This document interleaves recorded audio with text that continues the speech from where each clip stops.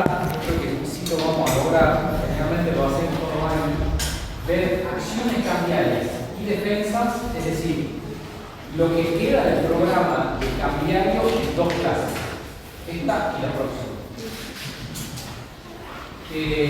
Por algo que ya les dije en otra clase anterior, que era para que nos aboquemos a completar el programa de concursos, quiebras.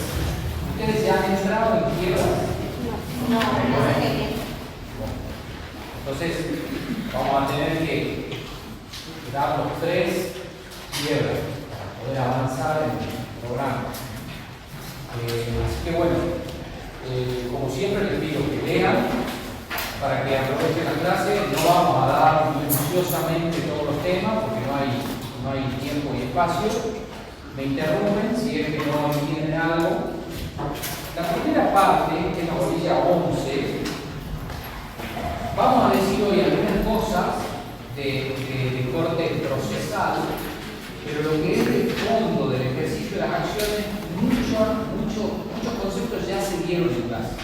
Y van a ver ustedes, yo los voy a repasar por encima, que es verdad lo que les digo, ustedes ya lo han visto, ya lo han leído, para explicar, por ejemplo, el principio de abstracción, no al principio hablamos de defensas causales. Cuando hablamos de defensas causales, estamos hablando ya de la parte procesal, de las acciones y de las defensas, que hoy lo vamos a explicar también de nuevo o con más detenimiento. Bueno, entonces, la bolilla 11, que es acciones cambiarias, nos habla, la primera parte del programa es muy importante que ustedes tengan en claro lo que es la acción ejecutiva. Que ya algo, como les digo, nos digo adelantando. Hemos dicho en varias ocasiones que la acción, ustedes van a ver en el libro que distingue entre pretensión y acción. No se hagan mucho lío con eso, porque en realidad es más conceptual la cosa que práctica. El libro lo que dice es que en realidad sería correcto hablar de pretensión cuando hablamos del fondo o de la acción de fondo, que es lo que se pretende, y por lo otro lado es más correcto hablar de acción cuando nos referimos, en este caso, a la acción ejecutiva, que es más de corte procesal. Ustedes saben que cuando hablamos de títulos cambiarios, o títulos de crédito, hemos dicho en varias ocasiones cuáles son los principios. Y entre esos principios tenemos la celeridad y la eficacia en el cobro de los títulos de crédito. Pues no tiene ningún sentido establecer una serie de principios como el de independencia, el de autonomía, el de abstracción, si después, cuando no cumple el deudor con el pago del título, tenemos que hacer todo un juicio ordinario. No tiene ningún sentido eso. Un juicio ordinario no dura menos de 4 años, con lo cual, por la vía de la ejecución, se estaría desvirtuando los principios de celeridad, economía, eficacia, que el legislador pregona en la ley de fondo. Antes de seguir avanzando, ¿qué es ley de fondo y qué es ley de forma? ¿Ustedes lo saben? ¿Alguien lo sabe o tiene una idea? Bueno, sí. ¿Alguien dijo? No se anima. Bueno, no se anima. Entonces, ley de fondo. Ustedes saben que tenemos un Congreso Nacional, Cámara de Diputados, Cámara de Senadores, que tiene la misión de ¿qué? ¿Qué dice la Constitución? ¿A qué se dedican? Son los representantes del pueblo, los diputados. Sí. Y los senadores son los representantes de las provincias. Bien.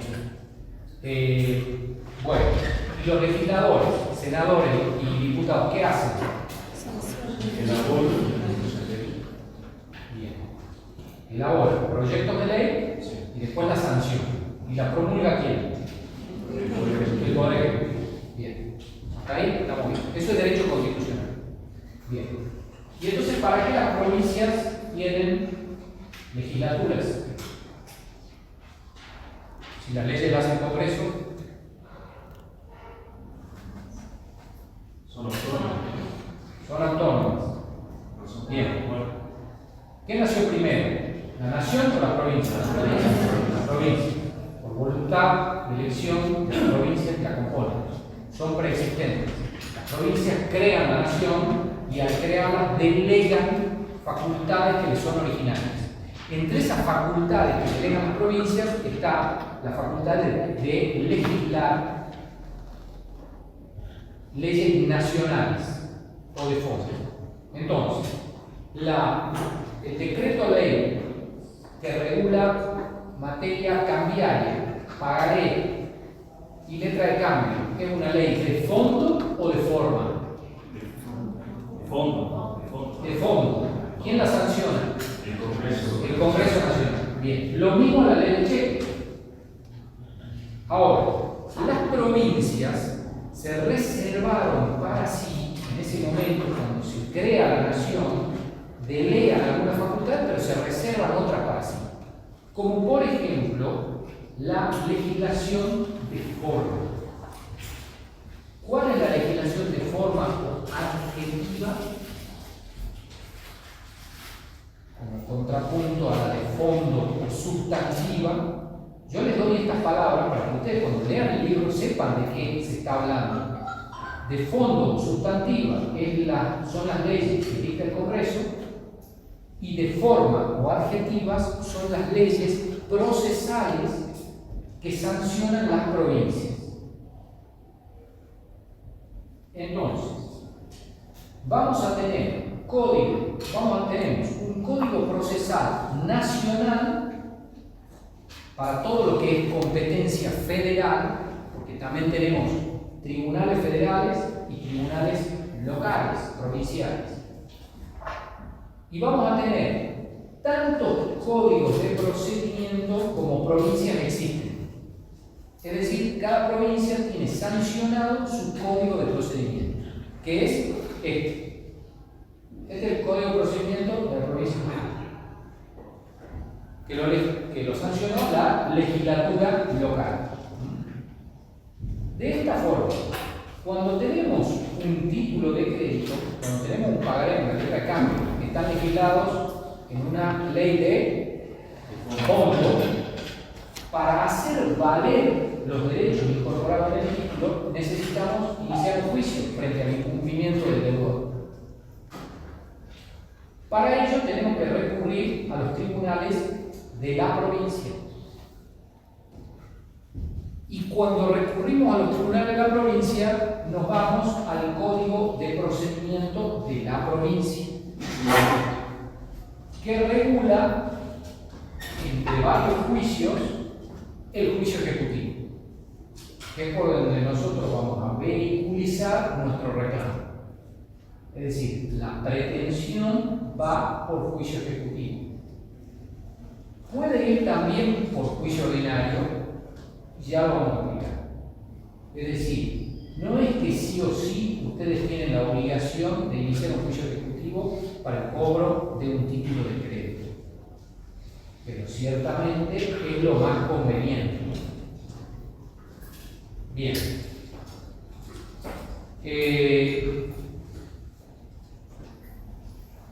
En contraposición a lo que acabamos de decir, tenemos un artículo 60 en la ley cambiaria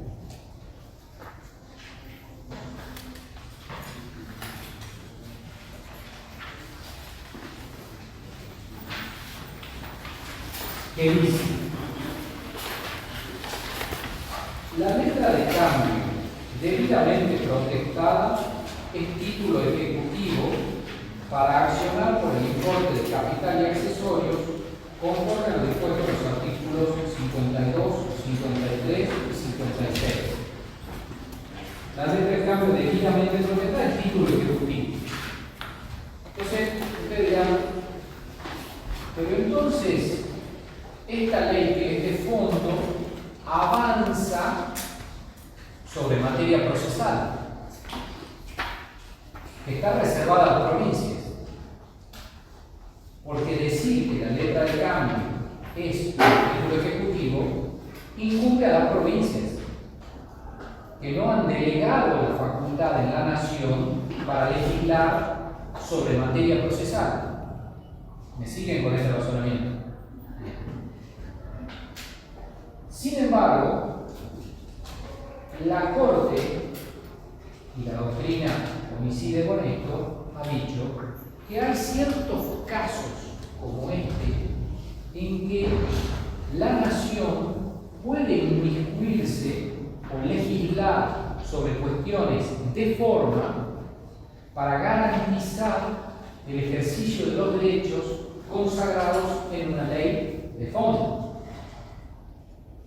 Traducido, si el legislador nacional en una ley de fondo estableció ciertos principios respecto de el pagaré, la letra de cambio, el cheque y los demás títulos de crédito que están regulados en leyes nacionales o de fondo, como por ejemplo, insisto, celeridad, eficacia, seguridad, es lícito que en la misma ley de fondo diga esto va por juicio ejecutivo y no lo deje librado a las provincias, porque si no fuera así, hoy, como las provincias tienen delegada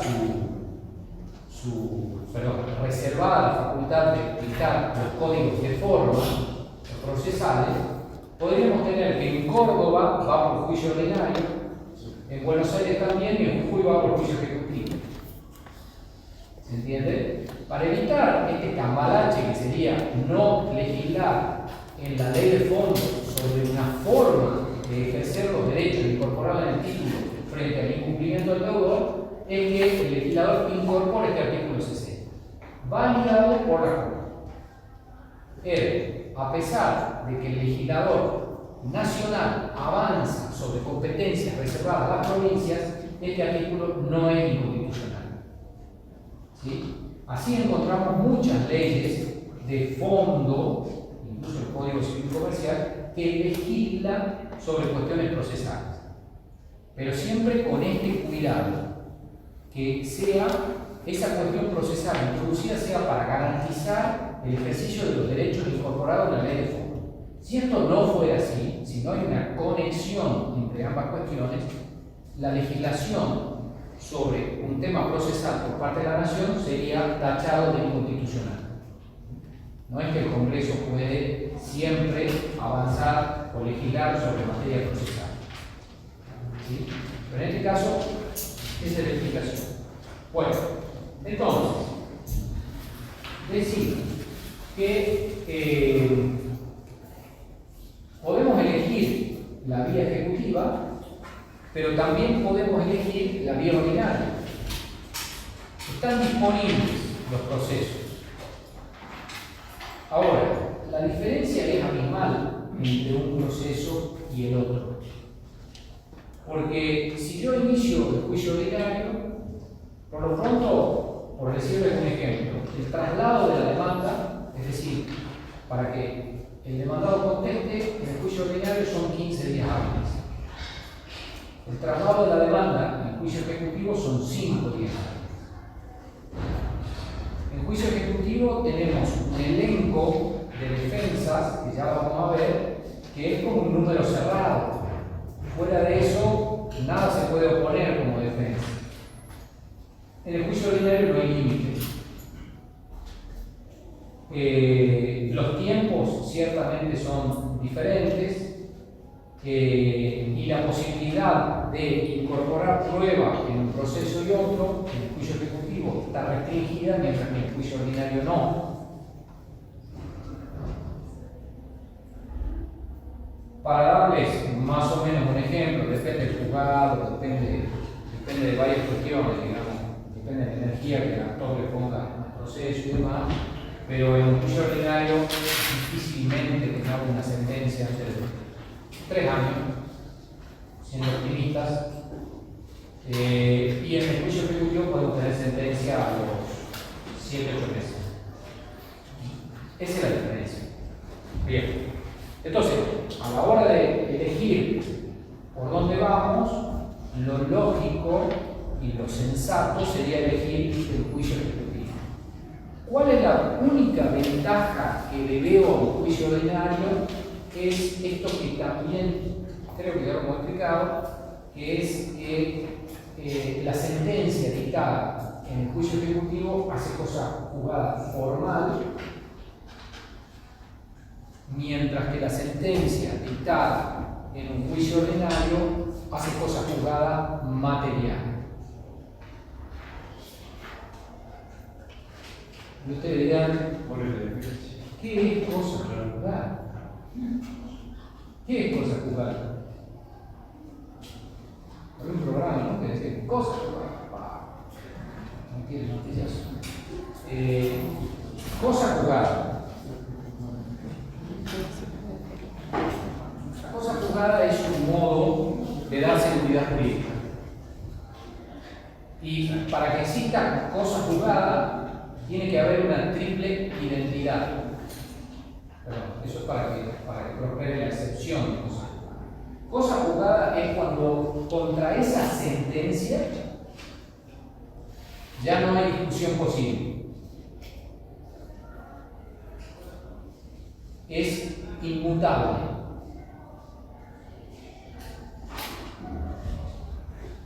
¿Cuándo una sentencia es inmutable? Cuando está firme. Esto es importante. Cuando está firme. Cuando adquiere firmeza un pronunciamiento judicial, cuando contra ese pronunciamiento, sentencia, fallo, no hay recursos. Ustedes saben, deberían saber que en el caso del juicio ejecutivo, tenemos este ejemplo, tenemos que van por los juzgados de primera instancia. Son los juzgados de primera instancia los competentes para llevar adelante un juicio ejecutivo. Cuando el juez de primera instancia dicta la sentencia, contra eso tenemos un recurso. ¿No? ¿Qué recurso? Saquemos el de revocatoria, porque el de revocatoria es ante el mismo juez, para que lo sepan nomás, pero tenemos un recurso ante la alzada, un recurso de apelación, que va a la Cámara de Apelaciones en lo civil y comercial. Y después que dicta sentencia la Cámara, tenemos a nivel local un último recurso ante la Corte Provincial. Es un recurso de inconstitucionalidad. Mientras, supongamos el deudor condenado al pago de una cifra X, mientras él recurra, la sentencia no está firme, porque puede ser modificada por el órgano judicial superior, la Cámara de Apelaciones o el Tribunal Superior de Justicia, ahora se llama Corte Suprema, Corte de Justicia, cuestión de nombre. Bien. Ahora, cuando se dicta la sentencia en primera instancia, ¿qué es lo que generalmente ocurre? A ver, en la mayoría de los juicios ejecutivos no se presenta a nadie a defenderse. Yo no tengo la estadística en número, pero sí les puedo decir que llevo adelante muchos juicios ejecutivos, no sé, de 100 hay uno que se presenta a plantear excepción. Más o menos, no tengo, porque esto no es exacto, pero para que ustedes tengan una idea. Es decir, que se dicta sentencia y como nadie se defendió, no hubo excepciones, mucho menos recursos, queda firme. Cuando queda firme la sentencia, se ejecuta, se pide el embargo de haberes, generalmente, digamos, el juicio ejecutivo es así, se embarga el sueldo, hasta el 20% de lo que percibe, se va depositando en el expediente y se cobra. Capital, intereses, honorarios, gasto. Termina. Ahora, esa sentencia, vemos lo anterior, hace cosa juzgada formal. Es decir, que aquellas cuestiones que no pudieron plantearse en el proceso ejecutivo, como por ejemplo, y ahora lo escucho,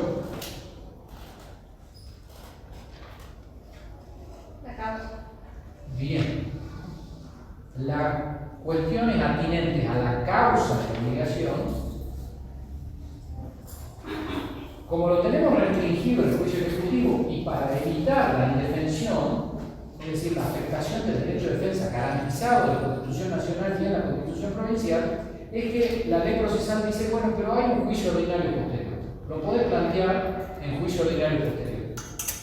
Es decir, que en caso que se inicie otro proceso ordinario para demostrar que en realidad no prosperaba esa demanda porque había cuestiones atinentes a la causa de la obligación que la hacían improcedente, aquella sentencia que estaba en el juicio ejecutivo podría ser modificada, aunque haya quedado firme, que es lo que estábamos hablando, que no tenga recursos. Bien. Por eso significa que hace cosas jugadas formales, no que no esté firme, no que contra esa sentencia haya recursos, porque para plantear un recurso tenemos ciertos plazos, sino que puede hacerse otro juicio para demostrar cuestiones que aquí no se pudieron demostrar y desvirtuar esa sentencia. Entonces, ¿cómo qué sería otro juicio? Atinente a la causa de la obligación, lo que a usted se le ocurra, digamos. Supongamos, no sé, se me ocurre un pagaré vinculado a un contrato de locación, ¿no? En donde usted cumplió con los cánones locativos, usted pagó al día, tiene los recibos, tiene todo. Sin embargo, se olvidó de retirar el pagaré. Y un día se lo ejecuta. Como es, y usted va a decir, pero yo pagué todo. Esto no puedo prosperar porque me están cobrando 2 veces lo mismo. El juicio ejecutivo.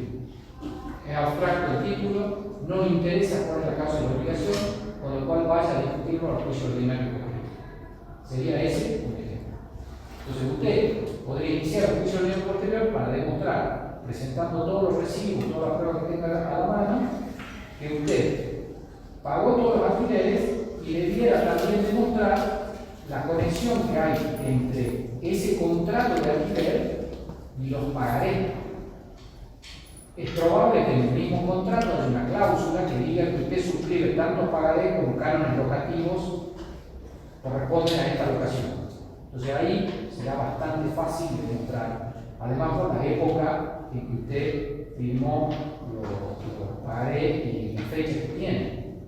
Por eso es tan importante, cuando ustedes firman los pagarés, nunca firmaron el plan, que tenga todos los elementos, la fecha, el monto, fecha de vencimiento, etc. Porque si no, si usted firma un pagaré en blanco, difícilmente en juicio ordinario posterior pueda desvirtuar esa sentencia. Entonces, ese sería el único inconveniente que puede tener un juicio ejecutivo. Si siempre estamos librados, siempre, digamos, en la medida en que se haya planteado alguna cuestión como esta, a un juicio ordinario posterior. Pero, o atinente a defensas personales, es decir, vinculado al principio de autonomía, que la defensa personal y el juicio ejecutivo no pueden oponerse, pero sí en el juicio ordinario posterior. En el juicio ordinario, en cambio, si ustedes deciden por alguna razón ir por el juicio ordinario, cuando tengan sentencia ahí que usted firme, hace cosas jugadas material, es irrevisable. Ahora, la verdad, en la práctica, nadie inicia un juicio ordinario con la duda para tener cosas jugadas materiales. Yo desconfiaría si ustedes van un día con un pagaré a un abogado y le dicen hay que iniciar un juicio ordinario. Es muy importante, ya despliego el pizarrón y empieza a explicar cosas jugadas material, cosas jugadas formal. Si tienen cosas jugadas formal, después te pueden meter otro juicio, invalidan, mantener, devolver todo lo que cobraste. No funciona así en la práctica. En el aula, sí, lo explicamos, pero en la práctica, inicien el juicio ejecutivo.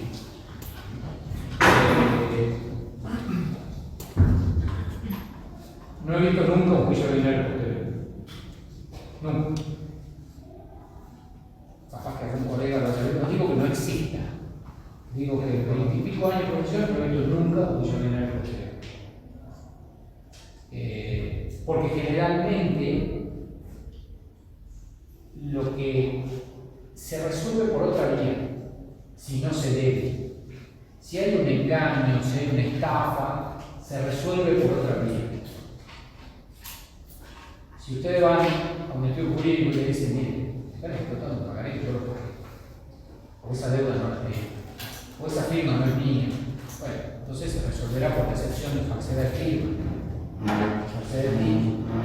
Se resolverá por una estafa, entonces haré una denuncia penal contra esa persona para que se investigue una conducta ilícita, pero no se resuelve por la vía del juicio ordinario posterior.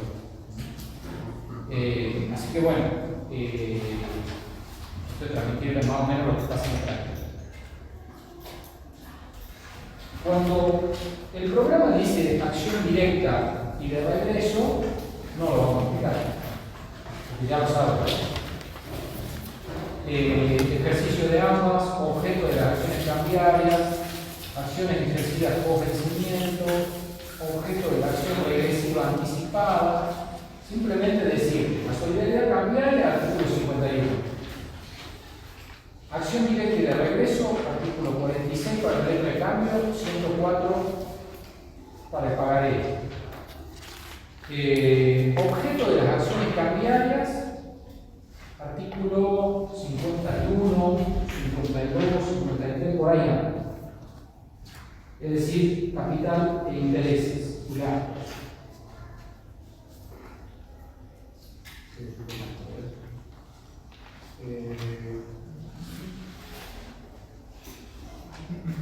Como para que ustedes se ubiquen en la norma y la lean. No, el 50 es cláusula sin protesto. 51 solidaridad. 52 objetos. El monto de la letra de cambio no aceptada, no pagada, ¿qué puede reclamar? El monto, los intereses, los gastos del protesto. 53 es la acción de reembolso, lo que puede reclamar con la acción de reembolso.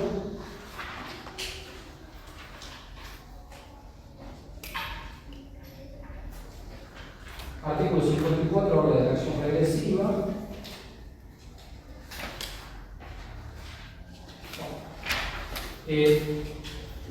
Esto ya está dado, así que ya leen lo que pasa.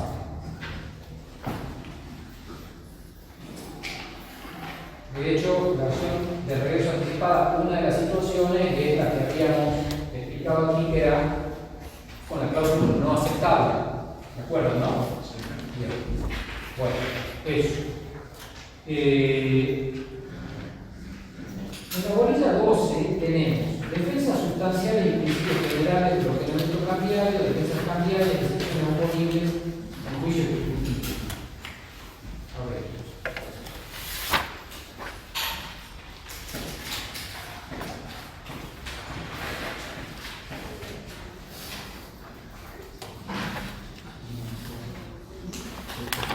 Bueno, acá yo les aconsejo una lectura de corrido de todo, y así se entiende. Ahora, porque además repite el concepto que acabamos de decir.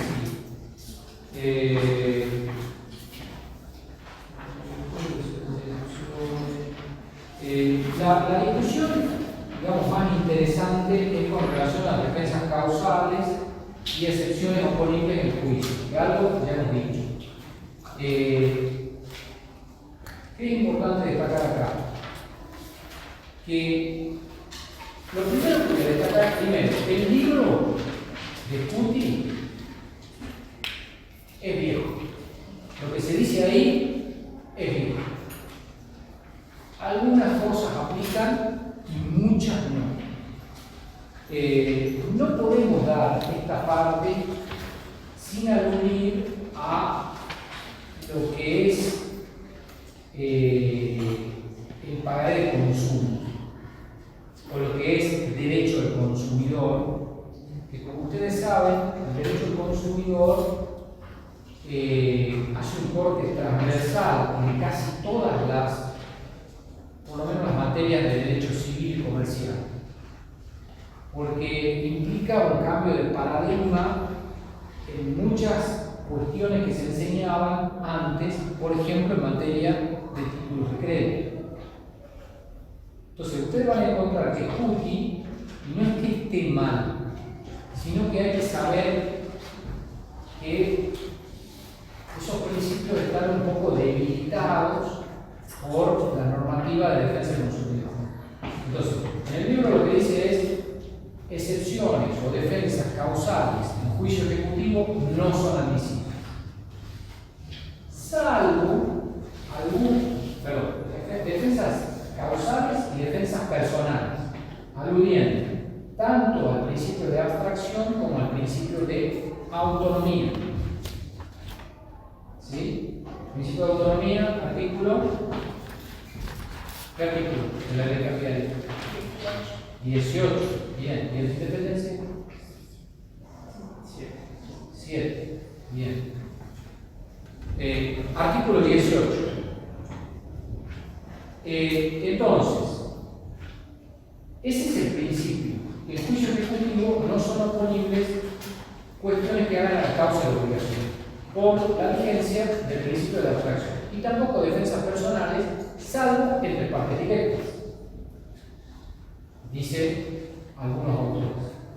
Otros autores dicen ni entre partes directas, pero en general se acepta que entre partes directas, deudor y acreedor, cuando el título no circuló o cuando la contienda se da entre el endosatario, el endosante y el endosatario, entre partes directas sí se admitirían algunas defensas causales, como por ejemplo la excepción de dolo. No podemos explicar la excepción de dolo si no vamos a fondo. Y la Corte ha dicho, bueno, no podemos ser tan estrictos de decir que eso se tiene que debatir en juicio ordinario posterior, más al día de hoy que sabemos que no hay juicio ordinario posterior. Entonces el juez no puede ser tan rigorista de no ingresar en algunas cuestiones que tengan que ver con la emisión de títulos. Pero a esto se le agrega el derecho del consumidor. Y por ejemplo, en materia que son la mayoría de los juicios ejecutivos por pagaré, que es en materia financiera, tenemos el artículo 36 de la Ley de Defensa del Consumidor, que establece una serie de requisitos, no lo sé de memoria, no se puede decir, lo que pasa, pero son una serie de requisitos que son información para quien pide un crédito que se tiene que cumplir sí o sí, dice la ley. En general, a esto se les llama condiciones, por ejemplo, en el nuestro dice condiciones generales de suscripción. Artículo 36 de la Defensa del Consumidor. Y hay como un formulario en donde dice, entre otras cosas, cuál es el interés total. Hay una serie de informaciones que el artículo 36 de la Defensa del Consumidor requiere. ¿Qué pasa? Y qué pasa muy seguido. Uno presenta el pagaré, en principio, digo, si ustedes leen la ley cambiaria y no leen la ley de defensa del consumidor, únicamente hay que presentar el pagaré. Porque hemos dicho que uno de los principios de los títulos de crédito, ¿cuál es? No tiene que ver con la abstracción y la autonomía, ni la independencia. Completividad, se autoabastece. No necesito nada más, solo presento el título. Y con eso tiene que prosperar la ejecución si reúne todos los requisitos que establece la ley cambiaria, los requisitos esenciales. Bien. Entonces, ese es el principio. Ahora, la ley de defensa del consumidor agrega que cuando son créditos que otorgan entidades financieras o créditos de préstamos personales, tiene que contener los requisitos del artículo 36. Entonces, una excepción muy común es decir, bueno, me presentaron el pagaré, pero no está demostrado el cumplimiento de los requisitos del 36 de la Ley de Defensa del Consumidor. Y cuando este pagaré es producto de un crédito personal que yo saqué en esta financiera. ¿Qué opinan de eso?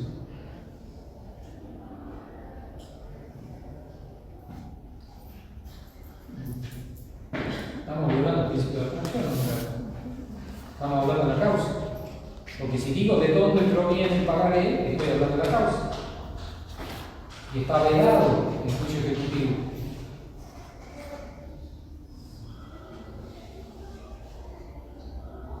Entonces yo como actor, cuando me corre el traslado de la excepción, debería contestar esto. No, su señoría, esto está vedado, no se puede discutir acá. Que vaya al juicio de posterior. Bueno, el juez no me va a dar la razón. El juez lo que va a decir es que debí haber acompañado, además del pagaré, este formulario de cumplimiento del artículo 36 de la Ley de Defensa del Consumidor. Y si no lo acompañé, no prospera la ejecución y rechazan la demanda. Ustedes ven cómo está bastante debilitado en ese caso el principio de abstracción. Además está claro, hay una presunción que ese juez así lo toma y está bien que lo tomen así, hay una presunción que ese pagaré se libró en virtud de un préstamo personal. Porque quien demanda, ¿quién es? La financiera. Entonces es obvio. Digamos. Más difícil sería el caso que quien demanda fuera un prestamista. Es más difícil de demostrar. Pero si el que demanda es una entidad financiera o una casa de crédito de consumo, una mutual y demás, que se sabe que hacen préstamos personales, pero no hay una presunción.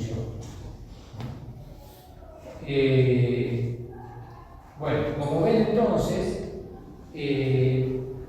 hay situaciones, como por ejemplo para el consumo, que este principio de abstracción cede frente a otros principios que están en la ley de defensa del consumidor.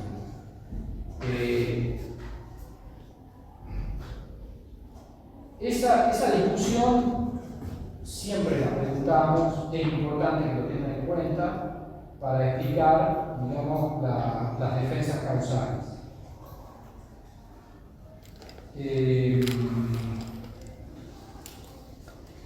Bueno, después, a ver, lo que van a leer en el libro con relación a las excepciones de inhabilidad del título es en general, porque no está enfocado a nuestro código procesal, claramente, porque el autor es de Buenos Aires, entonces no habla del código procesal de Jujuy.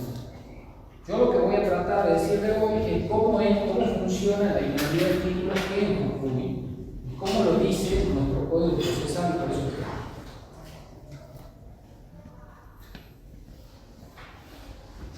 En el artículo 4, bueno, y volviendo a las excepciones, ya que estamos en el Código Procesal, en el 472 del Código Procesal Civil y Comercial dice cuáles son los títulos que traen aparejada ejecución. O sea, además del 60 de la ley cambiaria, que como dijimos es para garantizar que puedan ir todo el país por juicio ejecutivo, este código no puede oponerse al 60. Pero tiene que ir en línea con el 60. Para ir en línea con el 60, dice, trae aparejada ejecución, en el inciso 4, las letras de cambio, vales o pagaré debidamente protestados o reconocidos en juicios o con cláusulas sin protesto y los cheques rechazados por el Banco Girard. O sea, este artículo 472, inciso 4, refuerza lo que dice el 60. Nos tiene que conectar con el 60. Y cuando habla de las excepciones, tenemos el 486 que dice, fíjense lo que recién decíamos, las defensas están restringidas en el juicio ejecutivo, no así en el juicio ordinario, en donde se puede oponer cualquier defensa. Dice, las únicas excepciones admisibles son, y empieza a enumerar, incompetencia, falta de personería, el demandante o el demandado, litipendencia, falsedad o inhabilidad del título, esta es la que nos interesa ahora. Falsedad o inhabilidad del título con que se pide la ejecución. La falsedad consistirá en la adulteración material del documento y la inhabilidad en el hecho de no figurar entre los que enumera el 472 o no reunir todos los requisitos extrínsecos establecidos por la ley. ¿Cuáles son los requisitos extrínsecos del pagaré y de la ley de cambio? Sería lo esencial. Lo que nosotros conocemos. Los enumerados en el 1 y el 101. Todos. Esos son los requisitos extrínsecos. En general, los esenciales, algo que, digamos, en el caso de naturales puedan subsanarse, ¿no? Pero digo, cuando uno ataca con una defensa de inhabilidad del título, el pagaré, la letra de cambio, el cheque, tiene que referirse a los requisitos extrínsecos. No tiene la fecha de creación, le falta la firma, le falta el monto, no tiene obligado, el vencimiento está mal, no es los 4 que están establecidos, etc. Atacamos los requisitos extrínsecos. O bien, el título no es de ninguno de los enumerados en este 486, porque no es pagaré, por ejemplo. También esta defensa tiene que oponerse cuando se produjo la caducidad de la acción cambiaria. También va por la excepción de inhabilidad del título. ¿Y cuándo se produce la caducidad? Cuando no presenta para cobrar. No presenta la situación. Cuando lo presenta dentro del plazo. ¿Por qué me sigue un título a la vista? Y un año. ¿Cuál es el vencimiento? Un año. Un año. Me demoré, lo presenté después. ¿Qué pasó? Caducó la acción cambiaria. Igual, hago la demanda y lo presento. ¿Qué defensa puedo poner el deudor? Inhabilidad del título. Esa es la defensa. Es decir, cuando no sabemos bien qué defensa va, porque dice las únicas defensas, ¿no?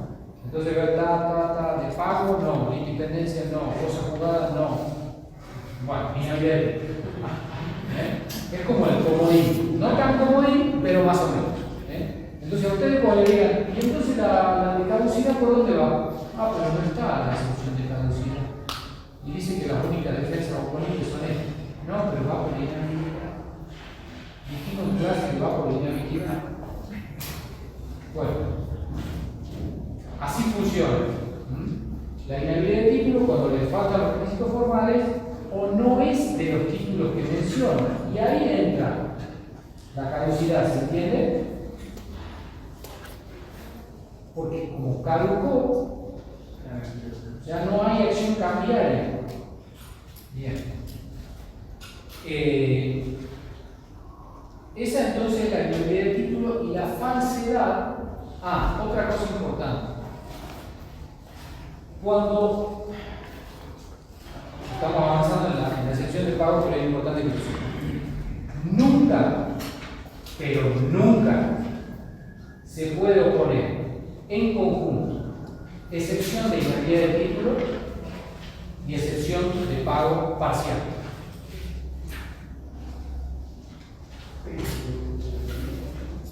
O total. Bueno, total sería de pago. ¿Por qué? Si yo pongo excepción de pago parcial, ¿qué estoy diciendo con relación al título? Que lo reconocemos. Que vale, ¿no? Y entonces digo, bueno, yo lo pagué parcialmente, pero ahora digo que es inválido. No. Entonces la jurisprudencia dice que son incompatibles la oposición de la excepción de la inhabilidad con la excepción de pago.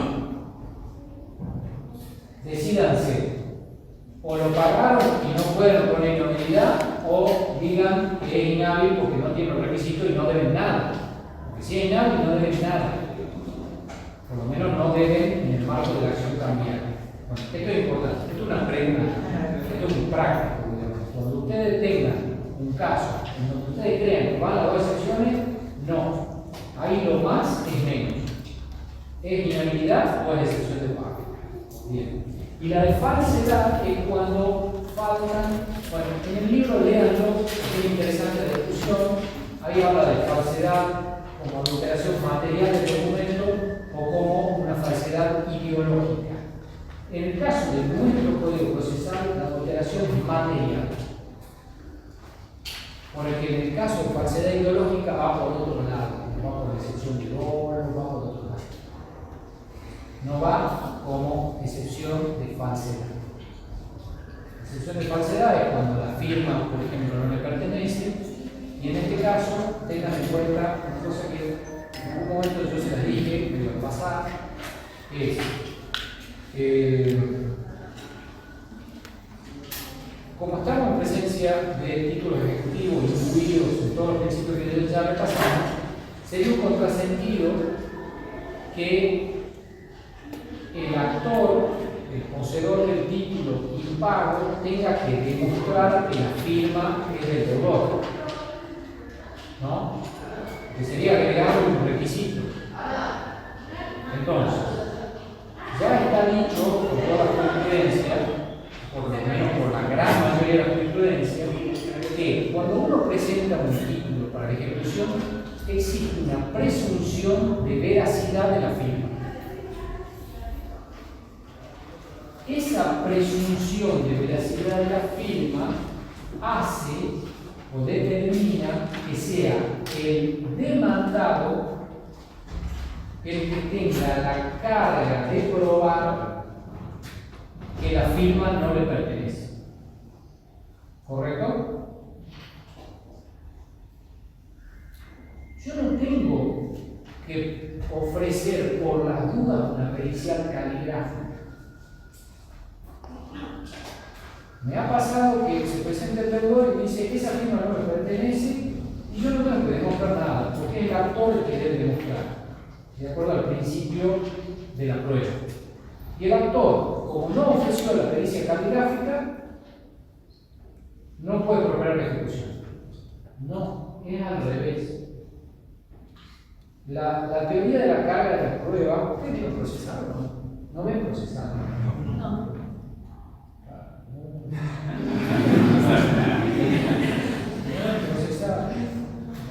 Bueno, la teoría, el principio es que quien alega prueba. Si yo hago una demanda y digo un montón de cosas en mi demanda, tengo que después probar todo eso. Siempre es importante esto, en la vida es importante esto. Digamos. Si yo digo algo, tengo que poder probarlo. A mí me falta algo en mi casa y la acuso a mi empleada, tengo que poder probarlo. Y si no puedo probar qué, no tengo que decir nada. ¿Cómo le voy a hacer una denuncia porque me faltó algo? Y después, si no lo pruebo, me encuentran. Bueno, ese es el principio de la prueba. Ahora, existe una teoría, se lo digo para que lo sepan, una teoría de las cargas dinámicas de la prueba que la elaboró Peirano en este país, y que dice que en realidad quien debe probar es quien está en mejores condiciones de hacerlo. Que no siempre es quien alega un determinado hecho, sino que muchas veces es muy difícil para esa persona probarlo y lo tiene que probar el otro. Ejemplo, mala praxis médica.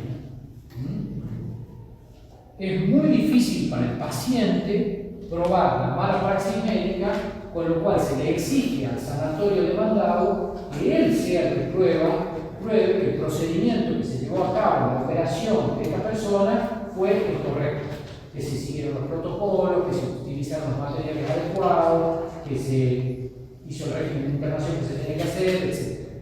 Eso es teoría dinámica de la prueba. Bueno, acá no aplica. En este caso puntual de la falsedad de la firma, si bien algunos autores han tratado de desarrollarla, va en contra de los principios de derecho cambiario. Entonces, de nuevo, el actor no tiene que probar que la firma le pertenece al demandado, simplemente tiene que decir que lo firmó.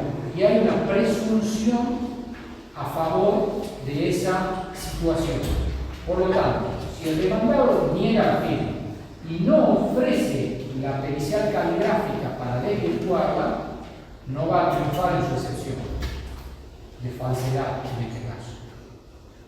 ¿Sí? Bueno. ¿Qué más?